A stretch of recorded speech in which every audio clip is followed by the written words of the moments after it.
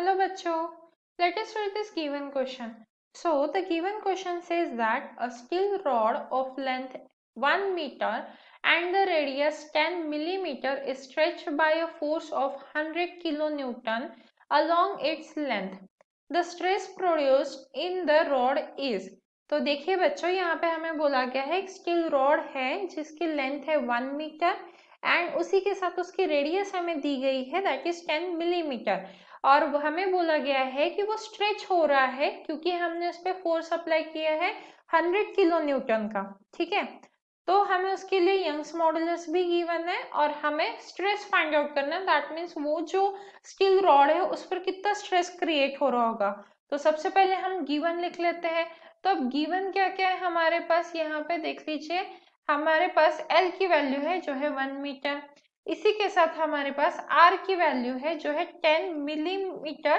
तो हम उसे कन्वर्ट कर सकते हैं मीटर में, जो हो जाएगा 10 इंटू 10⁻⁻³ मीटर, जिसे हम 10⁻⁻² मीटर लिख सकते हैं। ठीक है, अब फोर्स की भी वैल्यू दी है और वो है 100 किलो न्यूटन। तो अब 100 किलो न्यूटन को हम चेंज करेंगे, वो हो जाएगा 100 इंटू 10⁻³ न्यूटन। तो इसे हम अप्रोक्सीमेटली 10⁻⁵ न्यूटन लिख सकते हैं। तो फोर्स की वैल्यू क्या आ गई, 10⁻⁵ न्यूटन। अब देखिए हमें निकालना क्या है, हमें तो स्ट्रेस निकालना है। ठीक है, अच्छा और यंग्स मॉडुलस भी दिया है y, दैट इज स्टील के लिए दिया है। तो इसका आंसर ये हो जाएगा 2 इंटू 10⁻11 न्यूटन पर मीटर स्क्वायर। अब हमें स्ट्रेस फाइंड आउट करना है, तो स्ट्रेस के लिए फॉर्मूला हो जाएगा stress is equals to force upon area. तो एरिया को हम पाई आर स्क्वायर भी लिख सकते हैं, राइट। तो ये हो गया हमारा पाई आर स्क्वायर। अब फोर्स क्या दिया है हमें, देखिए 10⁻⁵ पाई की वैल्यू हम डाल देंगे, वो हो जाएगा हमारा 3.14 इंटू आर क्या है हमारे पास 10⁻⁻²। तो ये हो जाएगा 10⁻⁻² का स्क्वायर।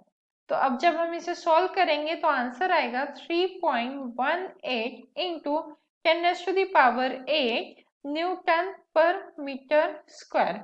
तो अब जब हम ऑप्शंस चेक करेंगे तो हमारा ऑप्शन सी मैच कर रहा है, that is 3.8 into 3.18 into 10⁸ Newton per meter square.